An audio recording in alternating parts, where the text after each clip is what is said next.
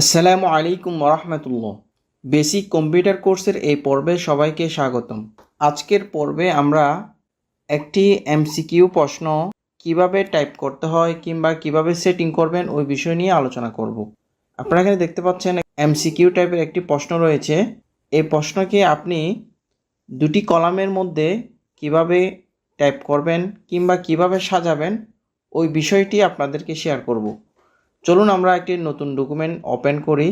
আমরা ফাইলে যাব, ফাইল থেকে নিউ থেকে ব্ল্যাঙ্ক ডকুমেন্ট নেওয়ার পর আমরা প্রথমে কাজ করব পেজ লেআউটের মধ্যে চারটি অপশন রয়েছে খুবই গুরুত্বপূর্ণ। একটি হচ্ছে মার্জিন, একটি হচ্ছে ওরিয়েন্টেশন, একটি হচ্ছে সাইজ, আরেকটি হচ্ছে কলাম।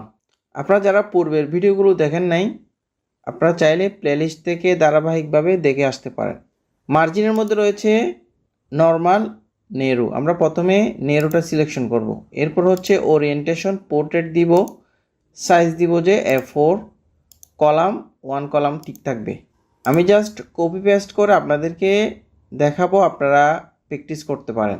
আমি এটা কপি করলাম এখানে, এরপর এই ডকুমেন্টে এসে পেস্ট করলাম।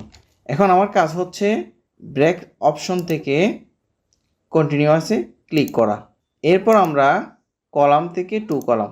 এখন আমি যদি এই পুরোটা কপি করে নিয়ে আসি, খুব সহজে চলে আসবে। অবশ্যই এর মধ্যে একটি গুরুত্বপূর্ণ কাজ রয়েছে।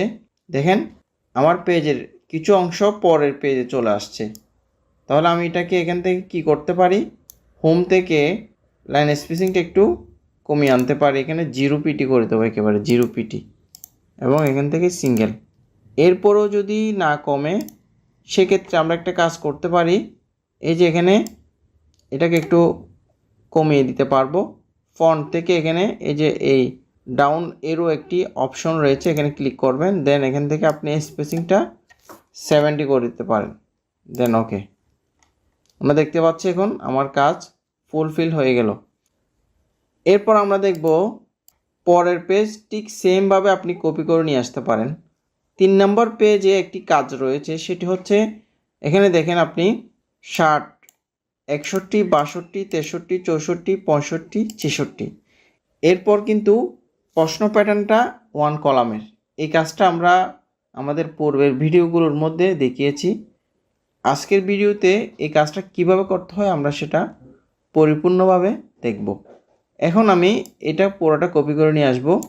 আপনি চাইলে এই যে 27 নাম্বার থেকে কপি করে নিয়ে আসতে পারেন। আমরা এতটুকু কপি করব, দেন নতুন ডকুমেন্টে এসে পেস্ট করব। এটাকে আমরা এন্টার দিয়ে পরের পেজে নিয়ে যাব। দেন এখানে এসে পুরোটা ধরে এখান থেকে কী করে দেবো, পেস্ট করে দেব। দেখেন আমাদের 27 নম্বর থেকে শুরু হলো। আপনি এখানে যে গ্যাপটা রয়েছে আপনি সেটাকে উপরে নিয়ে আসেন। এরপর আমরা পরের পেজে চলে যাব। এখানে যদি আপনার কোনো সেটিংয়ে সমস্যা হয়, টাইপিংয়ে কোনো সমস্যা হয়, সেটা আপনারা ক্লিয়ার করে নেবেন। এরপর আমরা এন্টার দিয়ে পরের পেজে চলে যাচ্ছি। বাকি অংশটা কপি করে নিয়ে আসব। কপি করলাম, দেন এখানে এসে পেস্ট করলাম। এখন দেখেন আমার 61 কিংবা 60-এর পর যে সিরিয়াল আকারে প্রশ্নগুলো রয়েছে, আমি সেগুলোকে আমার ডান পাশে নিয়ে আসবো। এজন্য আমাকে কি কাজ করতে হবে, কিবোর্ড থেকে Ctrl+Shift+Enter।